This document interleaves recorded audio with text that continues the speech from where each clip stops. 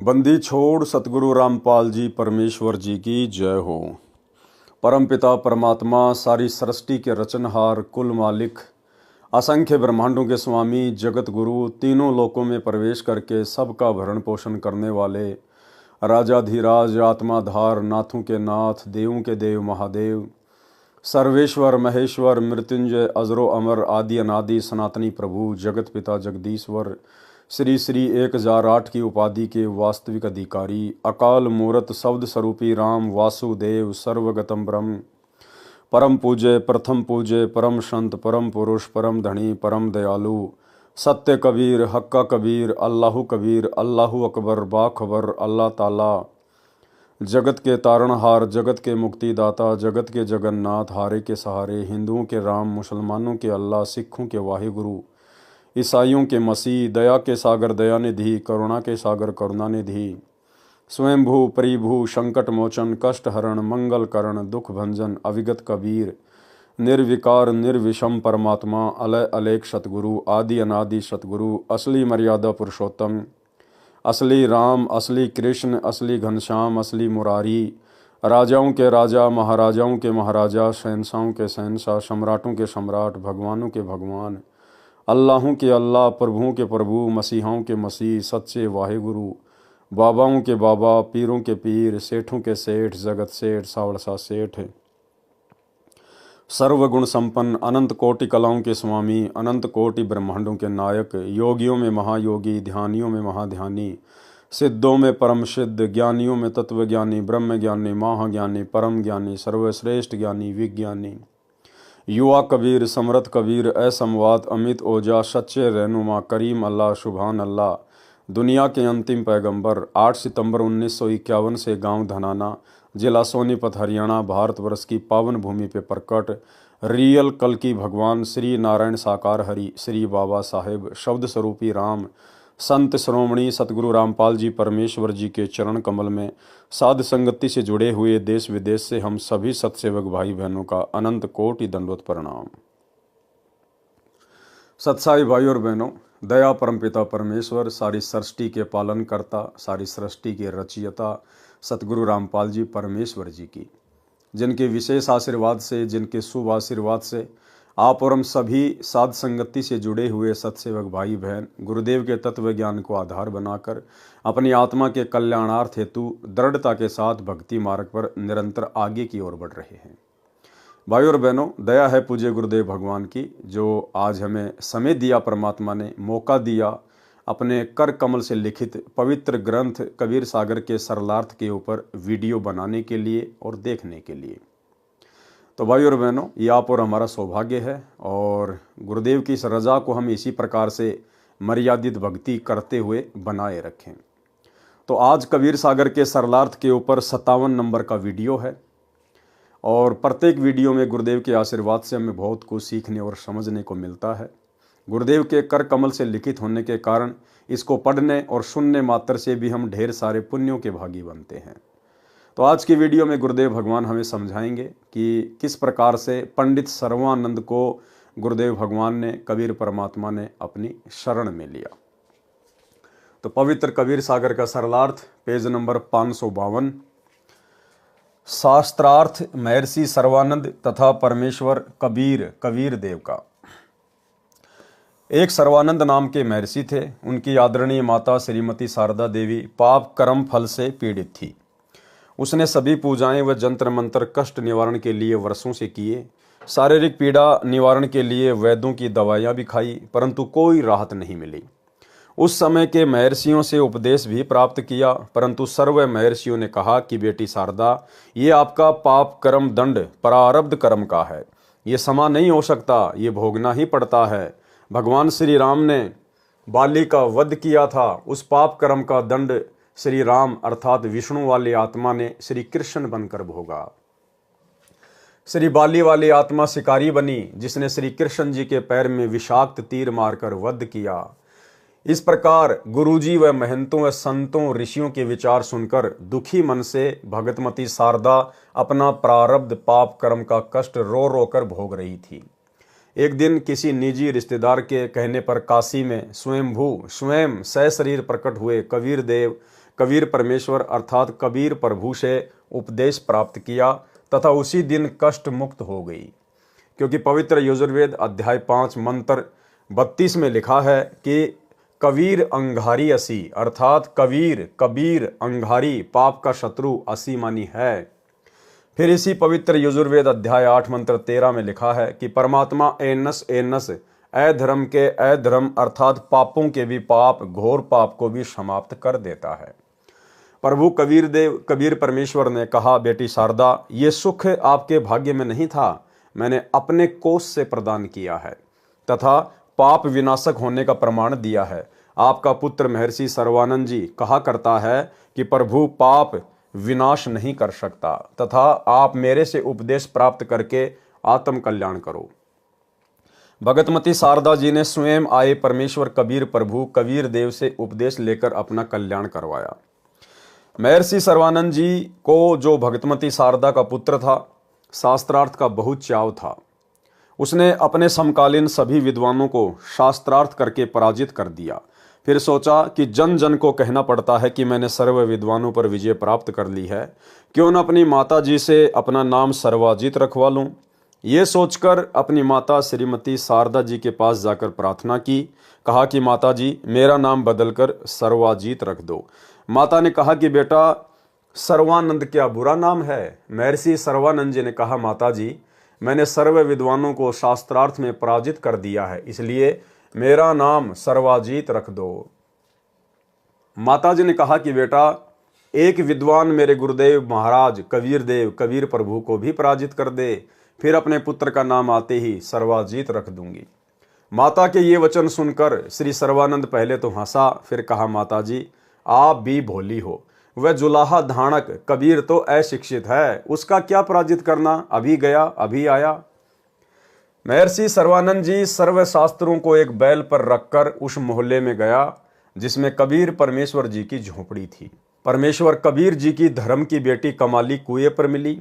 वह जल निकाल रही थी। सर्वानंद को अचानक भयंकर प्यास लगी। उसने लड़की से कहा कि लड़की, शीघ्र पानी पिला, मेरे प्राण जाने वाले हैं। लड़की ने बाल्टी से पानी निकालकर सर्वानंद को पिलाया। उस समय जुलाहा कॉलोनी के व्यक्ति अपने अपने घर से देख रहे थे तथा विचार कर रहे थे कि ये ब्राह्मण लगता है जो गलती से यहाँ आ गया है। प्यास शांत होने के बाद सर्वानंद ने इधर उधर देखा कि किसी ने मुझे जुलाहों के कुएं का पानी पीते हुए देख तो नहीं लिया। देखा तो बहुत सारे स्त्री पुरुष देख रहे थे, हंस रहे थे। अपनी लाज रखने के उद्देश्य से पूछा कि हे लड़की, ये किस जाति वालों का कुआं है? कमाली ने कहा कि विप्र जी, जुलाहों की कॉलोनी में तो जुलाहों का ही कुआं होता है, ब्राह्मणों का नहीं। सर्वानंद ऊंची आवाज में बोला कि हे मूर्ख लड़की, पहले क्यों नहीं बताया कि यह शूद्रों का कूप है? मेरा धर्म भ्रष्ट कर दिया। लड़की कमाली ने कहा कि विप्र जी, तब आपकी जान जाने वाली थी, अब प्यास बुझ गई तो जाति याद आ गई। सर्वानंद ने कहा कि हे लड़की, कबीर का घर कहाँ है, बताइए। कमाली बोली, कबीर का घर शिखर में, जहां सलैली गैल, पाव न टिके पपील के, पंडित लादे बैल। भावार्थ, कमाली बहन ने बताया कि कबीर जी का वास्तविक घर सतलोक में है, वहां जाने का मार्ग फिसलना है। सत्य साधना करके उनके घर को प्राप्त किया जा सकता है, वहां तो चींटी भी नहीं जा सकती। आप तो बैल के ऊपर ग्रंथों को लादे फिर रहे हो जिनमें परमेश्वर प्राप्ति की विधि नहीं है। सर्वानंद ने कहा, लड़की सीधी बात कर, यहाँ कॉलोनी में बता कि वे कहाँ रहते हैं। कमाली बहन ने कहा कि हे विप्र जी, मेरे पीछे पीछे आ जाओ, मैं उन्हीं की बेटी हूँ। बहन कमाली ने अपने घर के द्वार पर आकर कहा, आओ महर्षि जी, यही है परमपिता कबीर का घर। श्री सर्वानंद जी ने लड़की कमाली से अपना लोटा पानी से इतना भरवाया कि यदि जरा सा जल और डालें तो बाहर निकल जाए, तथा कहा कि बेटी, ये लोटा धीरे धीरे ले जाकर कबीर को दे दे तथा जो उत्तर वह देवे वह मुझे बताना। लड़की कमाली द्वारा लाए लोटे में परमेश्वर कबीर देव जी ने एक कपड़े सीने वाली बड़ी सुई डाल दी। कुछ जल लोटे से बाहर निकलकर पृथ्वी पर गिर गया तथा कहा, पुत्री, ये लोटा श्री सर्वानंद जी को लौटा दो।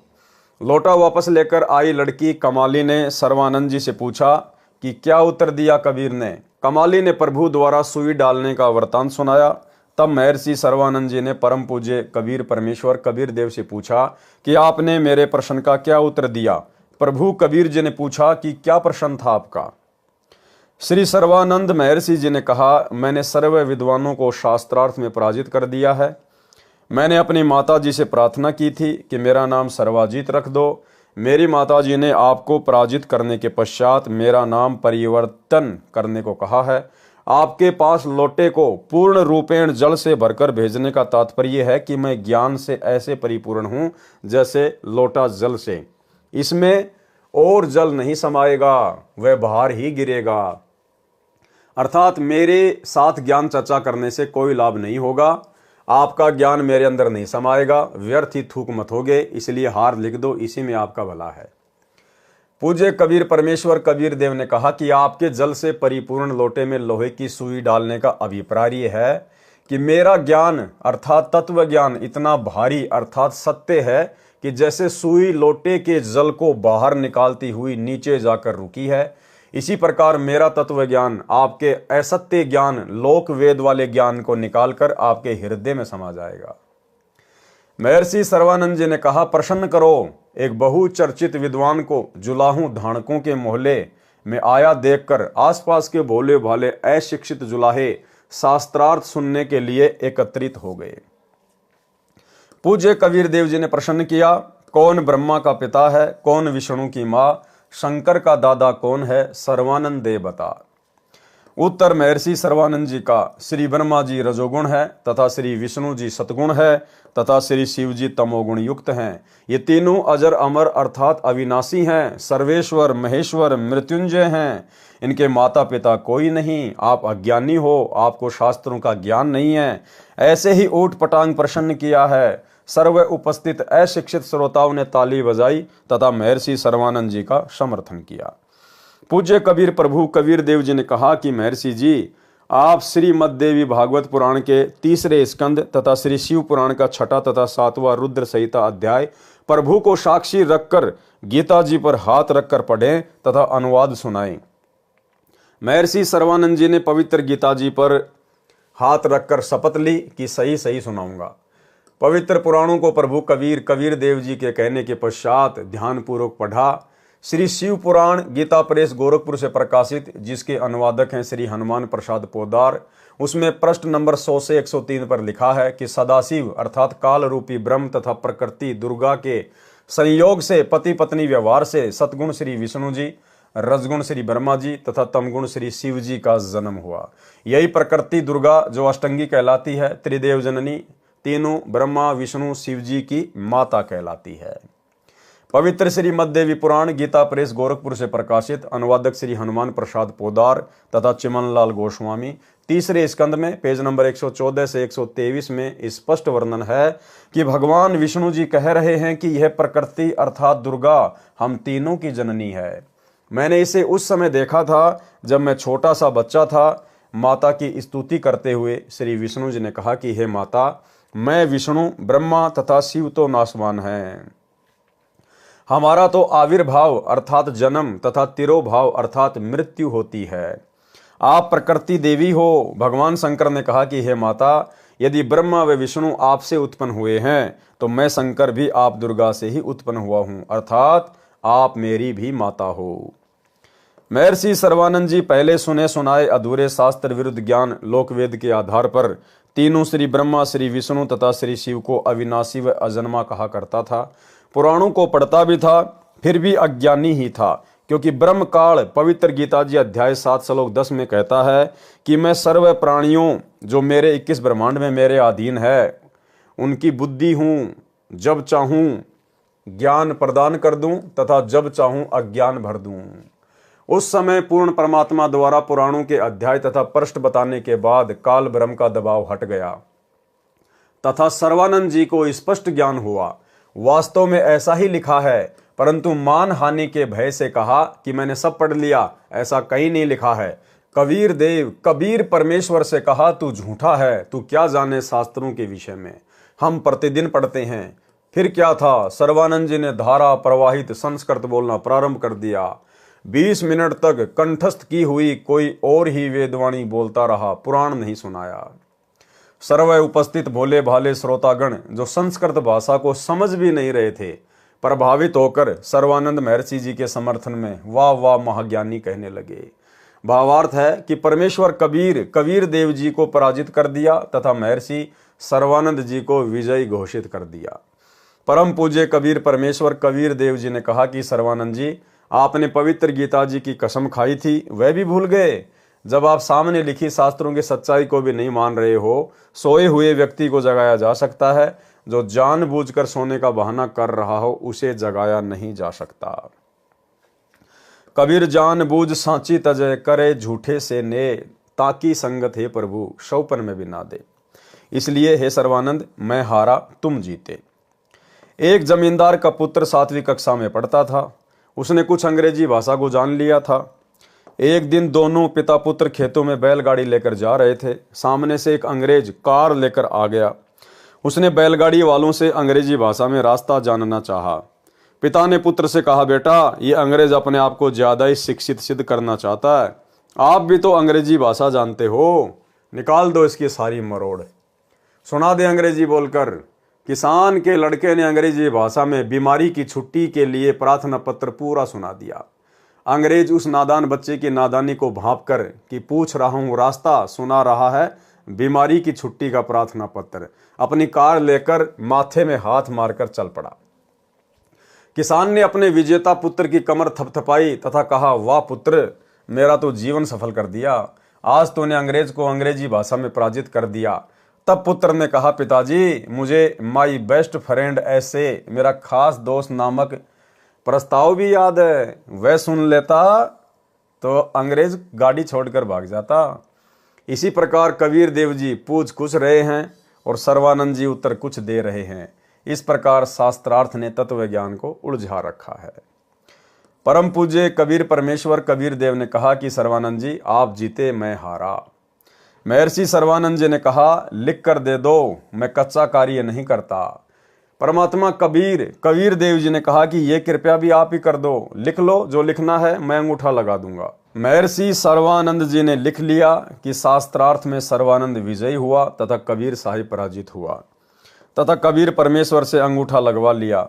अपनी माता जी के पास जाकर सर्वानंद जी ने कहा कि माता जी, लो आपके गुरुदेव को पराजित करने का प्रमाण। भगतमती शारदा जी ने कहा, पुत्र, पढ़ कर सुनाओ। जब सर्वानंद जी ने पढ़ा, उसमें लिखा था कि शास्त्रार्थ में सर्वानंद पराजित हुआ तथा कबीर परमेश्वर विजयी हुआ। सर्वानंद जी की माता जी ने कहा, पुत्र, आप तो कह रहे थे कि मैं विजयी हुआ हूं, तुम तो हार कर आए हो। महर्षि सर्वानंद जी ने कहा, माता जी, मैं कई दिनों से लगातार शास्त्रार्थ में व्यस्त था, इसलिए निंद्रावश होकर मुझसे लिखने में गलती लगी है। फिर जाता हूं तथा सही लिख कर लाऊंगा। माताजी ने शर्त रखी थी कि विजयी होने का कोई लिखित प्रमाण देगा तो मैं मानूंगी, मौखिक नहीं। महर्षि सर्वानंद जी दोबारा गए तथा कहा कि कबीर साहिब, मेरे लिखने में कुछ त्रुटि रह गई है, दोबारा लिखना पड़ेगा। साहिब कबीर जी ने कहा कि फिर लिख लो। सर्वानंद जी ने फिर लिखकर अंगूठा लगवाकर माता जी के पास आया तो फिर विपरीत ही पाया। कहा, माता जी, फिर जाता हूं। तीसरी बार लिख कर लाया तथा मकान में प्रवेश करने से पहले पढ़ा, ठीक लिखा था। सर्वानंद जी ने उस लेख से दृष्टि नहीं हटाई तथा चलकर अपने मकान में प्रवेश करता हुआ कहने लगा कि माताजी सुनाऊं। ये कहकर पढ़ने लगा तो उसकी आंखों के सामने अक्षर बदल गए। तीसरी बार फिर यही प्रमाण लिखा गया कि शास्त्रार्थ में सर्वानंद पराजित हुए तथा कबीर साहिब विजयी हुए। सर्वानंद बोल नहीं पाया। तब माता जी ने कहा, पुत्र, बोलता क्यों नहीं? पढ़कर सुना क्या लिखा है। माता जानती थी कि नादान पुत्र पहाड़ से टकराने जा रहा है। माता जी ने सर्वानंद जी से कहा कि पुत्र, परमेश्वर आए हैं, जाकर चरणों में गिरकर अपनी गलती की क्षमा याचना कर ले तथा उपदेश लेकर अपना जीवन सफल कर ले। सर्वानंद जी अपनी माता जी के चरणों में गिरकर रोने लगा तथा कहा, माता जी, ये तो स्वयं प्रभु आए हैं, आप मेरे साथ चलो, मुझे शर्म लगती है। सर्वानंद जी की माता अपने पुत्र को साथ लेकर प्रभु कबीर के पास गई तथा सर्वानंद जी को भी कबीर परमेश्वर से उपदेश दिलाया। तब उस महर्षि कहलाने वाले नादान प्राणी का पूर्ण परमात्मा के चरणों में आने से ही उद्धार हुआ। और उद्धार भाई और बहनों केवल इतना ही हुआ कि उस महर्षि सर्वानंद को भी वर्तमान में इस कलयुग की पिछली पीढ़ी में जन्म लेना पड़ेगा। एक सत्संग में गुरुदेव भगवान ने बताया कि महर्षि सर्वानंद ने उस समय कबीर परमात्मा की शरण तो ले ली, लेकिन कुछ समय बाद फिर वो अपने आप में एक प्रकार से वक्ता बन गया, लोगों को उपदेश करने लगा और स्वयं ही संत बन बैठा। उसके बाद कबीर परमात्मा ने उसको धमकाया, उसको लताड़ा कि भैया महर्षि बनने की आवश्यकता नहीं है, महर्षि तो तू पहले ना था, बैठ के भक्ति कर ले, अपना आत्म कल्याण करवा। तो भाई और बहनों, कहने का मतलब है वो पूर्ण मोक्ष प्राप्ति का समय नहीं था। ये वर्तमान की कलयुग की बिचली पीढ़ी ही पूर्ण मोक्ष प्राप्ति का वास्तव में समय है। और अब हमने उन तमाम गलतियों को नहीं दोहराना है जो गलतियां हम आज से पहले अपनी नादानी के चलते करते आए हैं। पूर्ण ब्रह्म कबीर परमेश्वर ने कहा, सर्वानंद आपने अक्षर ज्ञान के आधार पर भी शास्त्रों को नहीं समझा, क्योंकि मेरी शरण में आए बिना ब्रह्म काल किसी की बुद्धि को पूर्ण विकसित नहीं होने देता। अब फिर पढ़ो इन्हीं पवित्र वेदों में पवित्र गीता जी तथा पवित्र पुराणों को। अब आप ब्राह्मण हो गए हो, ब्राह्मण सोई ब्रह्म पहचाने, विद्वान वही है जो पूर्ण परमात्मा को पहचान कर अपना कल्याण करवाए।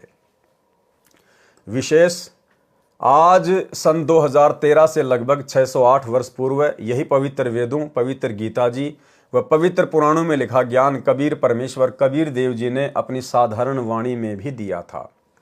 जब वे 5 वर्ष के हुए उसी समय अमृत ज्ञान कहना शुरू कर दिया था। जब कबीर परमात्मा 5 वर्ष के हुए उसी समय से उन्होंने अपने ज्ञान को आम समाज में बताना शुरू कर दिया था। आज भी भाई और बहनों वही बात है, वही कबीर परमात्मा धरती पे प्रकट है, तो लीलाएं भी कुछ कुछ वैसी ही होंगी। आज भी सतगुरु रामपाल जी परमेश्वर जी ने 5 वर्ष की आयु से ही इस ज्ञान का डंका पीटना समाज में शुरू कर दिया था। सतगुरु रामपाल जी परमेश्वर जी ने बताया कि वास्तव में अध्यात्म में जन्म उस समय शुरू होता है जब आपको दीक्षा मिलती है। उससे पहले का समय आपका बर्बादी में गिना जाता है। 17 फरवरी 1988 को इस कबीर परमेश्वर सतगुरु रामपाल जी ने 650 साल पहले की तरह लीला करते हुए और एक अच्छी आत्मा आदरणीय राम देवानंद जी को अपना मुंह बोला गुरु धारण किया। कब? सन 1988 में। और सन 1993 में सतगुरु रामपाल जी परमेश्वर जी को अपने मुंह बोले गुरुदेव के द्वारा सत्संग करने का आदेश प्राप्त हुआ। तो 88 में दीक्षा ली और 1993 में सत्संग करना शुरू कर दिया, ज्ञान प्रचार करना शुरू कर दिया। यानी 5 वर्ष की आध्यात्मिक उम्र में सतगुरु रामपाल जी परमेश्वर जी ने इस ज्ञान का डंका समाज में पीटना शुरू कर दिया था। वे 5 वर्ष के हुए उसी समय अमृत ज्ञान कहना शुरू कर दिया था, जो सन 1550 में धर्मदास जी द्वारा लिखा गया था, जो उस समय से तथा आज तक के महर्षियों ने व्याकरण त्रुटि युक्त भाषा कहकर पढ़ना भी आवश्यक नहीं समझा तथा कहा कि कबीर तो अज्ञानी है, इसे अक्षर ज्ञान तो है ही नहीं, ये क्या जाने संस्कृत भाषा में लिखे शास्त्रों में छुपे गूढ़ रहस्यों को। आज भी भाई और बहनों वही बात है। आज भी अपने आप को जो विशेष विद्वान मानते हैं वो कहते हैं कि आपके गुरुदेव सतगुरु रामपाल जी को संस्कृत नहीं आती, वे क्या जाने शास्त्रों को, वेदों को। तो गुरुदेव भगवान ने भी चुटकी लेते हुए और एक वेद के मंत्र का अनुवाद करते हुए कहा कि अब इस दास को संस्कृत पढ़ना आ गई है। सुनिए सत्संग। पढ़े जाना पढ़न मावे है, इसमें और परमात्मा ने सिंपल लैंग्वेज में लिख रखी है सारी ये बातें, वो ना पढ़न दिन हमारे ताई। लेकिन अब इसलिए ये पढ़ने जरूरी हो गए। क्या लिखा है? देव कर्तस्य एनस्य अवैधनमसी। एक बार ना नो बोले थारे गुरु जी ने पढ़ना चाहता है ना, वो के संस्कृत बताओगे, इवन पढ़ना सीख लिया। देखो, देव कर्तस्य एनस्य अवैधनमसी लेब के कर लोगे। मनुष्य कर्तस्य एनस्य अवैधनमसी, पितर कर्तस्य एनस्य अवैधनमसी, आत्म कर्तस्य एनस्य अवैधनमसी, एनस्य एनस्य अवैधनमसी। ओहो, एनस्य एनस्य माने घोर पाप का विनाश करने वाले। अभी नहीं के अनुवाद को दिखाते ना, मारा लें धन्यों कहेंगे, इसने आप पर बना लिया हो। इन्होंने अनुवाद किया, ये देखिए। तो भाई और बहनों, परमात्मा है, ये सर्वज्ञ हैं, इनको किसी भी भाषा को पढ़ने की आवश्यकता नहीं है, क्योंकि परमात्मा हर भाषाओं का ज्ञाता होता है। इस संसार में जितनी भी भाषाएं हैं, मनुष्यों की या पशु पक्षियों की, परमेश्वर प्रत्येक की भाषा से परिचित है।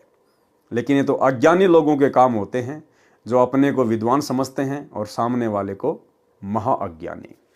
ये क्या जाने संस्कृत भाषा में लिखे शास्त्रों में छुपे गूढ़ रहस्यों को। हम विद्वान हैं, जो हम कहते हैं वह सब शास्त्रों में लिखा है, तथा श्री ब्रह्मा जी, श्री विष्णु जी व श्री शिव जी के कोई माता पिता नहीं है।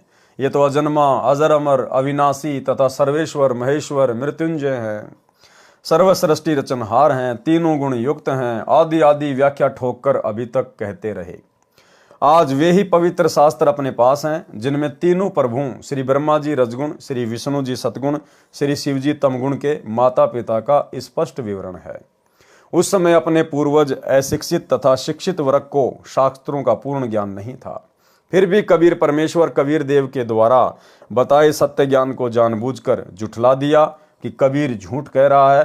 किसी शास्त्र में नहीं लिखा है कि श्री ब्रह्मा जी, श्री विष्णु जी व श्री शिव जी के कोई माता पिता हैं। आज सर्व मानव समाज, बहन भाई, बालक व जवान तथा बुजुर्ग, बेटे तथा बेटियां शिक्षित हैं। आज कोई ये नहीं बहका सकता कि शास्त्रों में ऐसा नहीं लिखा। अब देखो भाई और बहनों, इस परमेश्वर की प्रोसीजर कैसे चलती है। आप और हम जब छोटे छोटे थे तो हम देखा करते थे कि गांव में एक साक्षरता अभियान चला था। रात्रि के समय जब माता बहनें खाना वाना बना लिया करती थी, खा लिया करती थी, तो रात्रि के 8 या 9 बजे के आसपास एक टीचर की ड्यूटी लगाई गई थी कि वो गांव के जितने भी अनपढ़ हैं, बुजुर्ग हैं, उन सब को लिखना पढ़ना सिखाए। एक साक्षरता अभियान चला था प्रधानमंत्री अटल बिहारी के समय में। भाई और बहनों, वो किसने चलवाया था? सरकार तो केवल निमित्त बनती है। इसी कबीर परमात्मा सतगुरु रामपाल जी भगवान ने वो साक्षरता अभियान चलवाया था अपने सभी बच्चों को अक्षर ज्ञान करवाने के लिए, क्योंकि उसके बाद परमात्मा ने इन शास्त्रों में छिपे गूढ़ रहस्यों का खुलासा करना था, ये सत्य उजागर करना था। इसलिए परमेश्वर की दया से उस समय वो साक्षरता अभियान चल रहा था, जिससे आप और हम सभी भाई बहन बिल्कुल अनभिज्ञ थे, अपरिचित थे। लेकिन परमेश्वर की लीला यहां पर सदैव चलती ही रहती है। जैसा कबीर परमेश्वर कबीर देव साहिब की अमृतवाणी में लिखा है कि अमृतवाणी पूज्य कबीर परमेश्वर कबीर देव जी की, धर्मदास ये जग बोराना, कोई न जाने पद निर्वाणा, यही कारण मैं कथा पसारा, जग से कईयो एक राम नियारा। यही ज्ञान जग जीव सुनाओ, सब जीवों का भरम नसाओ, अब मैं तुमसे कहूँ चिताई, त्रिदेवन की उत्पत्ति भाई। कुछ संक्षेप कहूँ गहुराई, सब संशय तुमरे मिट जाई, भरम गए जग वेद पुराना, आदि राम का भेद न जाना। राम राम सब जगत बखाने, आदि राम कोई बिरला जाने, ज्ञानी सुने सो हृदय लगाई, मूर्ख सुने तो गम ना पाई। माँ अष्टंगी पिता निरंजन, वे जम दारुण वंशन अंजन, पहले कीन निरंजन राई, पीछे से माया उपजाई। माया रूप देख अति शोभा, देव निरंजन तन मन लोभा, कामदेव धर्मराय सताए, देवी को तुरंत धर खाए, पेट से देवी करी पुकारा, हे साहिब मेरा करो उबारा। टेर सुनीता सतगुरु आए, अष्टंगी को बंद छुड़ाए, सत्यलोक में कीन्य दुराचारी, काल निरंजन दीन निकारी। माया समेत दिया भगाई, 16 शंख कोस दूरी पर आई, अष्टंगी और काल अब दोई, मंद कर्म से गए बिगोई। धर्मराय को हिकमत कीन्या, नख रेखा से भग कर लीन्या, धर्मराय कीन्या भोग विलासा, माया को रही तब आशा। तीन पुत्र अष्टंगी जाए, ब्रह्मा विष्णु शिव नाम धराए। तीन देव विस्तार चलाए, इनमें ये जग धोखा खाए। पुरुष गम्य कैसे कोई पावे, काल निरंजन जग भर मावे। तीन लोक अपने सुत दीन्या, सुन निरंजन बासा लीन्या। अलख निरंजन सुन ठिकाना, ब्रह्मा विष्णु शिव भेद न जाना। तीन देव सो उसको ध्यावे, निरंजन का वे पार न पावे। अलख निरंजन बड़ बटपारा, तीन लोक जीव कीन आहारा। ब्रह्मा विष्णु शिव नहीं बचाए, सकल खाए पुन धूर उड़ाए। तिनके सुत हैं तीनों देवा, आंदर जीव करत हैं सेवा। अकाल पुरुष काहू नहीं चीन्या, काल पाए सब ही गहलीन्या। ब्रह्म काल सकल जग जाने, आदि ब्रह्म को ना पहचाने। तीनों देव और अवतारा, ताको भजे सकल संसारा। तीनों गुण का ये विस्तारा, धर्मदास मैं कहूँ पुकारा। गुण तीनों की भक्ति में, भूल पर्यो संसार। कहें कबीर निज नाम बिना, कैसे उतरे पार। इसके पश्चात महर्षि सर्वानंद जी ने चारों वेदों को तत्व ज्ञान के आधार से समझा, वास्तविकता से परिचित स्वयं हुआ तथा अन्य को भी समझाया। श्री नानक देव जी सिख धर्म के प्रवर्तक को शरण में लेना। पाठकों से निवेदन है कि श्री नानक जी को शरण में लेने का प्रकरण इसी पुस्तक में शवशम वेद बोध में पृष्ठ 398 पर पढ़ें तथा गोरखनाथ से गोष्ठी इसी पुस्तक के पृष्ठ 444 पर पढ़ें, जिसके ऊपर भाई और बहनों पहले वीडियो बन चुके हैं।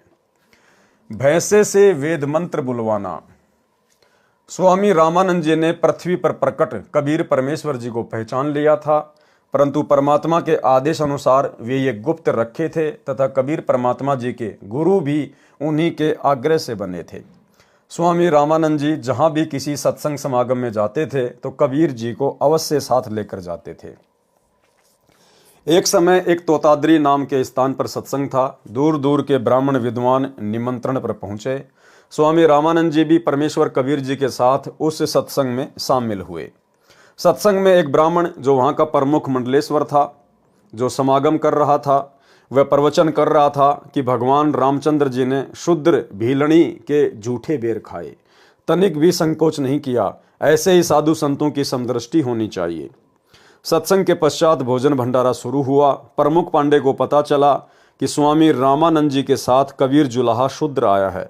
वह रामानंद ब्राह्मण के साथ हम ब्राह्मणों वाले भोजनालय में भोजन करने साथ आएगा। यदि मना करेंगे तो रामानंद जी नाराज हो जाएंगे, इसलिए युक्ति से काम लिया। कहा कि जो ब्राह्मणों वाले भंडारे में भोजन करने आएगा उसे वेद के 4 मंत्र सुनाने पर ही प्रवेश मिलेगा। सर्व ब्राह्मण 4 वेद मंत्र सुनाकर प्रवेश पा रहे थे। जब परमेश्वर कबीर जी की बारी आई तो उनसे भी कहा कि 4 वेद मंत्र सुनाओ। तब परमेश्वर ने देखा कि थोड़ी सी दूरी पर एक भैंसा झोटा घास चर रहा था। परमेश्वर कबीर जी ने मूल मंत्र हुर्र से पुकारा। भैंसा दौड़ा दौड़ा आया। तब कबीर जी ने उस भैंसे की कमर पर थपकी हाथ से लगाई और कहा कि भैंसा जी, इन पंडितों को वेद के 4 मंत्र सुना दे। भैंसे ने 6 मंत्र सुना दिए। भैंसे ने यजुर्वेद अध्याय 5 मंत्र 32, अध्याय 9 मंत्र 25, ऋग्वेद मंडल 9 सूक्त 86 मंत्र 26, ऋग्वेद मंडल 9 सूक्त 96 मंत्र 17, ऋग्वेद मंडल 9 सूक्त 94 1 तथा सूक्त 95 का मंत्र 2 सुना दिया। परमेश्वर कबीर जी ने भैंसे से कहा कि भैंसाराम, पंडितों को इन सर्व वेद मंत्रों का अनुवाद भी करके सुना दे। इनको वेदों के मंत्रों का अनुवाद भी ठीक से ज्ञात नहीं है। झोटा राम ने अनुवाद सुनाया। गीता अध्याय 18 श्लोक 62 में जिस परमात्मा की शरण में गीता ज्ञान दाता ने जाने के लिए कहा है, इन वेद मंत्रों में उसी का नाम यहाँ पर स्पष्ट किया है, जो परम शांतिदायक है, अंगारी, सर्व पापों का शत्रु अर्थात पापनाशक है। वह कबीर बम्बारी, बंधनों का शत्रु अर्थात कर्म बंधन को नाश करने वाला बंदी छोड़ है। भावार्थ, वह पाप नाश करने वाला बंदी छोड़ कबीर है। वह पूर्ण परमात्मा अपने तेजोमय स्वरूप को सरल करके अपने सत्य लोक से चलकर आता है, अच्छी आत्माओं को मिलता है, अपने मुख कमल से यथार्थ भक्ति का ज्ञान करवाता है। वह कवियों की तरह आचरण करता हुआ पृथ्वी पर भी विचरण करता है, भक्ति के गुप्त मंत्र भी वही बताता है। वह परमेश्वर मेरे और आपके पास यह कबीर जुलाहा धानक खड़ा है।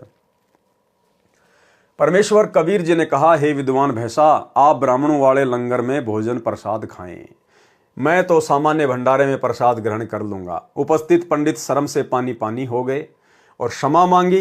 परमेश्वर कबीर जी ने कहा, हे विद्वानों, आप सत्संग में क्या प्रवचन कर रहे थे कि श्री राम जी ने सबरी, भीलनी, शूद्र के जूठे बेर रुचि रुचि खाए थे, तनिक भी भेदभाव नहीं किया, और आप स्वयं भेदभाव कर रहे हो। कबीर करनी तज कथनी कथ है, अज्ञानी दिन रात कुकर जूं भोकत फिरे, सुनी सुनाई बात। वेदों के मंत्र तो ब्राह्मणों को भी कंठस्थ थे, परंतु अनुवाद का ज्ञान नहीं था। उसी समय सर्व विद्वान व परमात्मा चाहने वाले ब्राह्मणों ने कबीर परमेश्वर जी से दीक्षा ली। इस प्रकार परमेश्वर कबीर जी ने अपनी प्रिय आत्माओं को काल के जाल से निकालकर अपनी शरण में लिया। उस सत्संग में उपस्थित हजारों की संख्या में अन्य श्रोताओं ने भी ये लीला देखी और दीक्षा प्राप्त करके अपना जीवन धन्य किया। कबीर चरित्र बोध, पेज नंबर 1862-1863 पर। यहां पर 4 गुरुओं का वृत्तांत तोड़ मरोड़ कर गलत किया है। यथार्थ ज्ञान पढ़ें इसी पुस्तक में पृष्ठ 317 पर, तथा कबीर सागर में ज्ञान बोध पृष्ठ 35-881 पर, तथा अनुराग सागर में पृष्ठ 104, 222, 105, 223 तथा 113, 231 पर। कबीर चरित्र बोध पृष्ठ 1863 पर। धर्मदास के 42 वंश का वृत्तांत वर्णन। इस पृष्ठ पर धर्मदास जी के 42 वंश की जानकारी बताई है। इसमें लिखा है कि कबीर जी ने आदेश दिया था कि प्रत्येक गद्दी वाला महंत 25 वर्ष और 20 दिवसों तक गद्दी पर बैठा करे, इससे अधिक या कम कोई न रहे। विचार करें, यदि धर्मदास जी के वंश गद्दी वाले महंत अपनी मर्यादा पर रहते तो ये नियम चलता जो परमेश्वर कबीर जी का आदेश है। परमेश्वर कबीर जी ने स्पष्ट कर दिया था कि धर्मदास तेरी छठी पीढ़ी वालों को टकसारी पंथ वाला भ्रमित करेगा, उसके पश्चात तेरी वंश गद्दी से यथार्थ भक्ति लुप्त हो जाएगी। 4 गुरु की कथा प्रसंग उर्दू शेर। यह शेर नकली तथा बनावटी है। इसे सिद्ध करने की कुचेष्टा की गई है कि 4 गुरु कबीर जी ने स्थापित किए थे और अब तक केवल धर्मदास जी प्रकट हुए हैं। यह प्रकरण पृष्ठ 1862-1863 पर लिखा है, वह गलत है। उसी के समर्थन में यह नकली शेर बनाया है, जबकि यथार्थ ज्ञान अनुराग सागर पृष्ठ 104, 222, 105, 223, 113, 231 तथा ज्ञान बोध पृष्ठ 35, 881 तथा गुरु महात्म्य पृष्ठ 1896 पर है। अनुराग सागर पृष्ठ पर स्पष्ट किया है कि कबीर परमेश्वर जी ने बताया है कि प्रथम राय बंके जी को चेताया। यही प्रमाण गुरु महात्म्य पृष्ठ 1896 पर है कि कबीर जी ने बताया कि मैं सतयुग में सत सुकृत नाम से संसार में प्रकट हुआ था। उस समय श्रीनगर के राजा वंकेज को मिला था।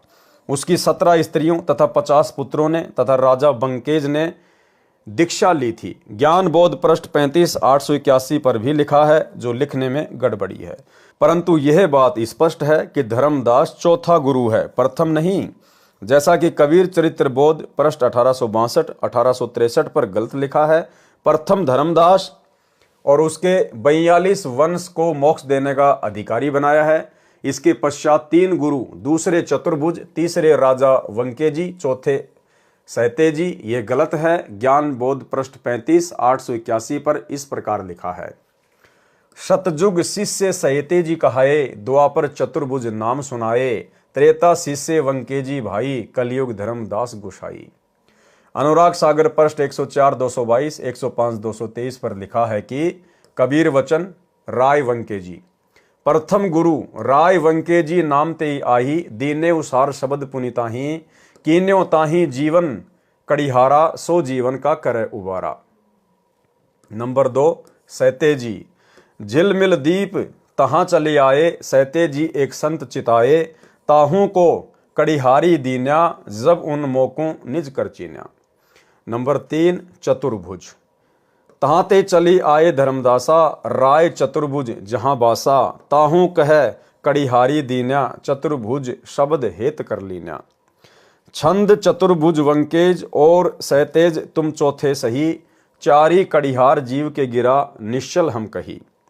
अनुराग सागर पृष्ठ 113 231 पर फिर एक दोहे में स्पष्ट किया, चतुर्भुज वंकेज सहतेज और चौथे तुम अहो, चार कड़िहार जग के बचन ये निश्चय गहो। उपरोक्त प्रकरणों में लिखने वालों ने गड़बड़ी की है। जैसे ज्ञान बोध पृष्ठ 35 881 पर तो सतयुग में सहतेजी बताया है, अनुराग सागर में राय वंकेजी, तो गुरु महात्म में पृष्ठ 1896 पर स्पष्ट किया है कि सतयुग में राय यानी राजा वंकेज को शरण में लिया। अनुराग सागर पृष्ठ 104 222 पर भी प्रथम राय वंकेज ही प्रथम लिखा है, इसलिए प्रथम राय वंकेज जो सतयुग में प्रकट हो चुका है, दूसरा त्रेता में सहतेजी दूसरा प्रकट हो चुका है, द्वापर में चतुर्भुज प्रकट हो चुका है, कलयुग में धर्मदास जी प्रकट हो चुका है। और धर्मदास की छठी गद्दी यानी पीडी वाले ने सत्य साधना छोड़ दी। उसके पश्चात धर्मदास जी की 14वीं गद्दी चल रही है, जिस पर श्री प्रकाश मुनि नाम साहिब विराजमान है, जो वही दीक्षा दे रहे हैं जो टकसारी पंथ वालों ने धर्मदास जी की छठी पीढ़ी वालों को गलत साधना तथा आरती चौका बताया था। फिर कबीर बाणी पृष्ठ 137 983 पर तथा सौषम वेद बोध पृष्ठ 121 1465 तथा 171 1515 पर स्पष्ट किया है कि जिस समय कलयुग 5505 वर्ष बीत जाएगा, तब मैं अपना अंश भेजूंगा, वह यथार्थ कबीर पंथ चलाएगा, वह 13वां पंथ चलाएगा, सारा विश्व उससे नाम दीक्षा लेगा, तब मेरी महिमा पूरे विश्व में घर घर में होगी। सब प्राणी भक्ति करेंगे तथा सब जीव बुराइयों को त्याग कर शांति पूर्वक रहेंगे। सतयुग जैसा वातावरण होगा। उपरोक्त प्रमाणों से यह स्पष्ट हुआ कि जो कबीर चरित्र बोध पृष्ठ 1862 1863 पर लिखा है कि प्रथम धर्मदास, शेष 3 गुरु सहतेजी वंकेजी चतुर्भुज बाद में कलयुग में प्रकट होंगे, ये गलत प्रकरण है, जो भोले जीवों को भ्रमित करके अपने जाल में फंसाकर काल के जाल में फांसने का षड्यंत्र है, जो धर्मदास के पीढ़ी वालों द्वारा रचा गया है। इससे सावधान करने के लिए ही यह प्रयत्न किया गया है। मेरा रामपाल दास का उद्देश्य किसी की आलोचना करना नहीं है, केवल सत्य को सार्वजनिक करना है, जिससे अनमोल मानव शरीर नष्ट होने से बच सके। कबीर चरित्र बोध पृष्ठ 1865 1866 पर उर्दू शेर है, उसमें धर्मदास जी के वंश गद्दी वालों के नाम लिखे हैं। उनसे उन गद्दी वालों के नाम मेल नहीं करते जो वास्तव में गद्दी नसीन अब तक हो चुके हैं। जैसे दामाखेड़ा गद्दी पर वास्तव में 13वें गुरु ग्रंथ मुनि नाम साहिब हुए हैं। 12वीं गद्दी वाला गद्दी लेकर खरसिया नगर बिहार में भाग गया था। ग्रंथ मुनि जी का तो जन्म भी नहीं हुआ था। कई वर्ष पश्चात ग्रंथ मुनि का जन्म हुआ। जब वे 2.5 वर्ष के बालक थे तो उनकी माताजी ने गद्दी पर बैठा दिया। बेटा महंत बन गया। उनका पुत्र श्री प्रकाश मुनि नाम साहिब 14वां गुरु है, जो वर्तमान में दामाखेड़ा छत्तीसगढ़ में गद्दी नशीन है। वर्तमान सन 2013 तक खरसिया गद्दी वाले भी दावा करते हैं कि हमारी गद्दी असली है। उसकी एक शाखा काशी नगरी में लहर तारा तालाब पर आश्रम बनाकर खोल रखी है। वे भी वही नाम रटते आ रहे हैं जो कबीर सागर में सुमरन बोध पृष्ठ 22 पर लिखे हैं। 13वीं गद्दी पर घासी दास को दामाखेड़ा में कार्यकारी महंत बनाया था। जब तक दामाखेड़ा के महंतों के घर कोई लड़का उत्पन्न नहीं होता, लड़का उत्पन्न होने के पश्चात घासी दास को गद्दी से उतार कर वह लड़का बैठाया जाना था। कुछ दिन के पश्चात घासी दास जी गद्दी लेकर भाग गया और खरसिया में जाकर स्वयंभू महंत बनकर धर्मदास जी वाले गद्दी चलाने का बीड़ा उठा लिया। नाम वही देते हैं, वही आरती चौका करते हैं जो धर्मदास जी की दामाखेड़ा गद्दी वाले महंत करते हैं। खरसिया तथा दामाखेड़ा वाले दोनों अपने अपने को वास्तविक गद्दी वाले सिद्ध करने के लिए गद्दी नसीन का वही नाम रखते हैं जो कबीर जी ने बताया था। और धर्मदास ने कबीर सागर में लिखा है, वे कांट छांट करके वर्तमान कबीर सागर में कुछ बदल दिए हैं, जैसे कबीर चरित्र बोध पृष्ठ 1866 पर। 12वें गुरु उग्र नाम साहिब लिखे हैं। उसके पश्चात 13वें का नाम नहीं लिखा है, यह दामाखेड़ा वालों ने लिखा है। शेर की उन पंक्तियों का अर्थ है कि 13वां दुम दबाकर भाग गया। 14वां लिखा है करुणामय साहिब, फिर 15वें का कोई नाम नहीं, फिर 16वां उदित नाम साहिब लिखा है, 17वां मुकुंद नाम साहिब लिखा है, 18वां अर्ध नाम साहब लिखा है। ये नाम खरसिया वालों में सही प्रचलित हैं। वे क्या षड्यंत्र करते हैं? जैसे वर्तमान सन 2013 में अर्ध नाम साहब लहर तारा ताला पर खरसिया वालों की शाखा की गद्दी पर बैठा है। उसका वास्तविक नाम विजय शास्त्री था। जब मुकुंद मुनि का देहांत हुआ तो विजय शास्त्री जी को गद्दी पर बैठाकर कबीर ग्रंथ से नाम देकर अर्ध नाम साहब बना दिया। अब उनको अर्ध नाम साहब के नाम से जाना जाता है। ये सब ड्रामेबाजी है। वास्तविक ज्ञान तथा भक्ति विधि से अपरिचित हैं। यथार्थ ज्ञान तथा सत्य भक्ति साधना जो कबीर परमेश्वर जी ने बताई है वह मेरे रामपाल दास के पास है। कबीर चरित्र बोध पृष्ठ 1867 पर अंतिम गुरु यानी 42वीं पीढ़ी वालों का नाम मुक्तामणि साहब लिखा है और कहा है कि यह सतपुरुष का नायब यानी छोटा रूप होगा। यह भी लिखा है कि जब तक धर्मदास के 42 पीढ़ी वालों की गद्दी चलेगी तब तक कबीर जी का पृथ्वी पर आने का कोई काम नहीं है। विचार करें पाठक जन, ये कितना झूठ लिखा है।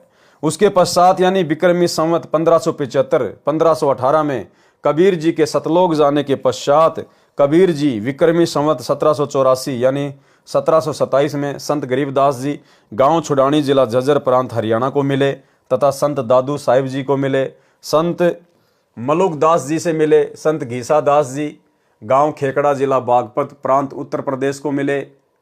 इससे यह कहना भी गलत है कि जब तक धर्मदास जी के वंश यानी 42 पीढ़ी संसार में चलेगी कबीर परमेश्वर पृथ्वी पर उद्धार करने नहीं आएंगे।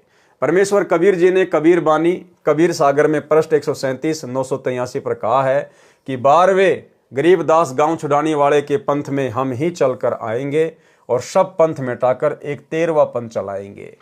और 17 फरवरी 1988 को एक अच्छी आत्मा आदरणीय राम देवानंद जी को अपना मुंह बोला गुरु धारण करके वही कबीर परमेश्वर गरीबदास जी के 12वें पंथ में प्रवेश कर चुके थे और सन 1994 में इन्होंने नाम दीक्षा देना शुरू करके अपने यथार्थ 13वें कबीर पंथ की शुरुआत भी कर दी है। यह मेरा वचन उस समय सत्य होगा जब कलयुग 5505 वर्ष बीत जाएगा। सन 1997 में कलयुग 5505 वर्ष पूरा हो चुका है। उपरोक्त परमाणु से दामाखेड़ा वालों का यह कहना गलत सिद्ध हुआ कि जब तक धर्मदास जी के 42 पीढ़ी नाम नाद करेगी तो कबीर जी संसार में नहीं आएंगे। अन्य गलत प्रचार कबीर चरित्र बोध पृष्ठ 1834-1835 पर लिखा है कि बादशाह सिकंदर ने 13 गाड़ी खाली पुस्तक कबीर जी के पास लाकर कहा कि 2.5 दिन में लिख दे तो मानूंगा कि यह परम संत तथा सिद्ध है।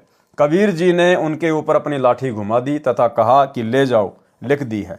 उनमें पूर्ण विवरण था, मुसलमान धर्म का, हिंदू धर्म का तथा अन्य आध्यात्मिक संपूर्ण ज्ञान लिखा गया था।